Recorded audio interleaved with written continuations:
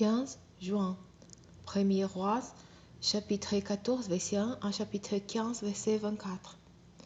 À la même époque, Abia, fils de Jéroboam, tomba malade. Jéroboam le donna à sa femme. Viens, déguise-toi pour qu'on ne reconnaisse parce que tu es la reine. Puis va à Silo. C'est là qu'habitait le prophète Aya, celui qui a prédit que je deviendrai roi de ce peuple. Tu importeras comme cadeaux dispenses des gâteaux et un pot de mil. Tu iras les trouver et il te fera savoir ce qui arrivera au garçon. La femme de Jéroboam fit comme son mari le lui avait demandé, et se mit en route pour Silo et se rendit dans la maison d'Aya. Aya était si âgé que ses yeux s'étaient éteints et qu'il ne voyait plus. Mais l'Éternel lui avait dit, voici que la femme de Jéroboam va venir te consulter au sujet de son fils parce qu'il est malade.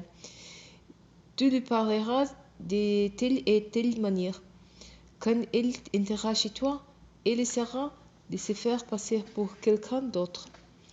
Dès qu'Aya entendit des bruits de ses pas devant la porte, il s'écria, entre femme de Jéroboam, pourquoi essaies-tu de te faire passer pour un autre?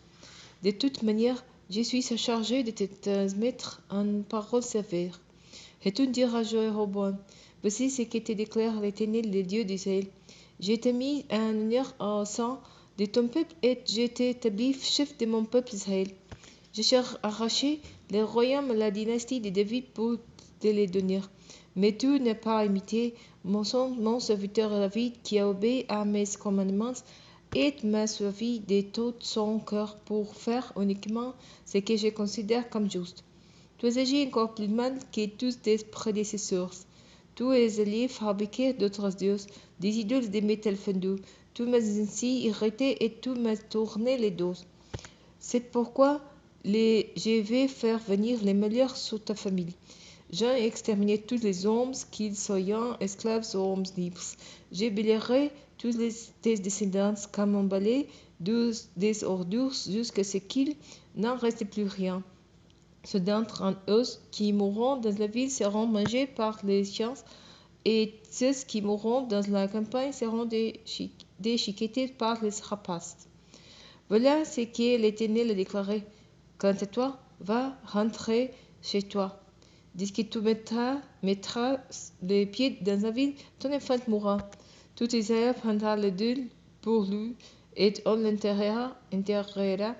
C'est le seul descendant de Jéroboam qui sera déposé dans un tombe parce qu'il est le seul membre de sa famille qui l'Éternel, le Dieu d'Israël, ait trouvé quelque chose de bon. Par la suite, l'Éternel établira pour lui-même un nouveau roi sur Israël qui exterminera la famille de Jéroboam. Ce jour viendra, que dis-je, il est déjà là. L'Éternel frappera les gens d'Israël qui ressembleront aux ressources agitées dans les eaux. Il arrachera Israël de ses bons pays qu'il a donnés à leurs ancêtres et il les dispersera de l'autre côté de l'Euphrate, parce qu'ils ont provoqué sa colère en fabriquant des poteuses sacrées dédiées à la déesse Asherah. L'Éternel les abandonnera à cause des péchés que Jéroboam a commis et à cause de ceux dans lesquels il a entraîné le peuple. La femme de Jéroboam se mit en route pour regagner Tissa.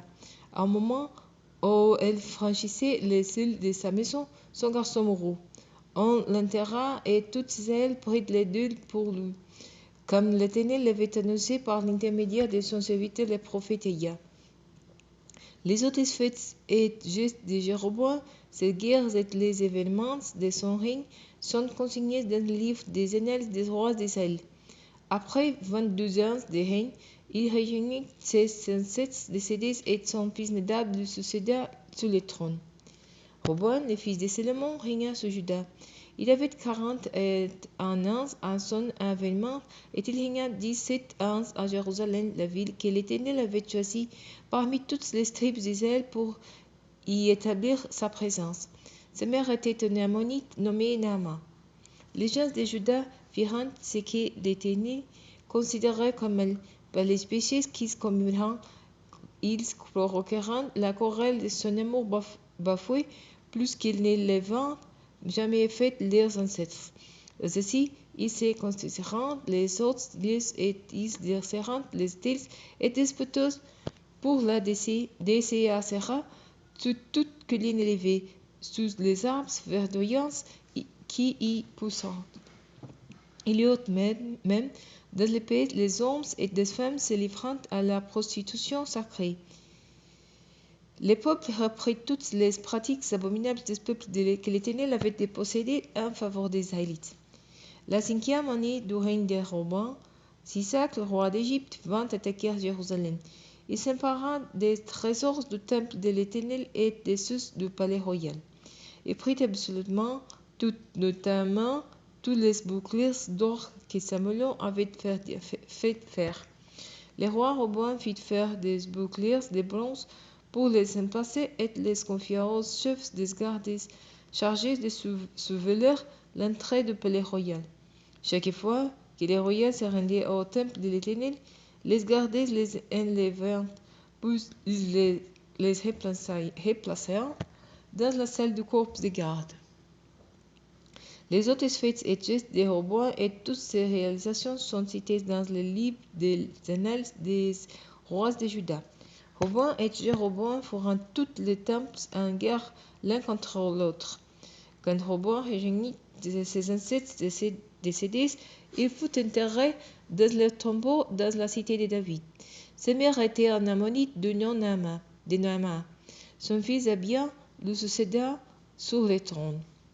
La 18e année du règne de Jéroboam, fils de Nébat, Abia devint roi de Juda. Il régna 3 ans à Jérusalem. Sa mère s'appelait Maaka. Elle était une fille d'Absalom. Il se rendit coupable des mêmes péchés que son père avait lui, et son cœur ne fut pas entièrement attaché à l'Éternel son Dieu, comme celui de son ancêtre David.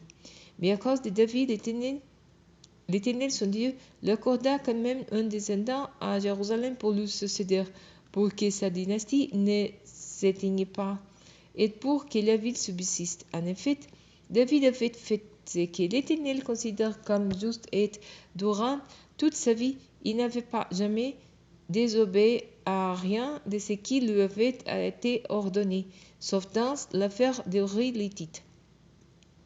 Il y eut de la guerre entre Roboam et Jéroboam pendant toute la vie de Roboam.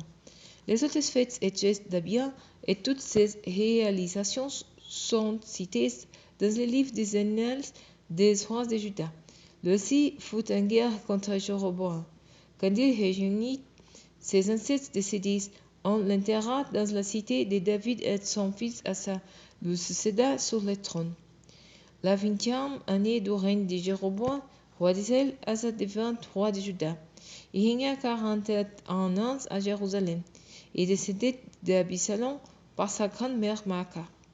Asa fit ce que l'Éternel considère comme juste, comme son ancêtre David. Il expulsa du pays des gens qui se livrant à la prostitution sacrée et il fit disparaître toutes les idoles que ses ancêtres avaient fabriquées. Il destitua même sa grand-mère Maaka de son rang de reine mère parce qu'il avait fait dresser une idole obscène à la déesse Asera.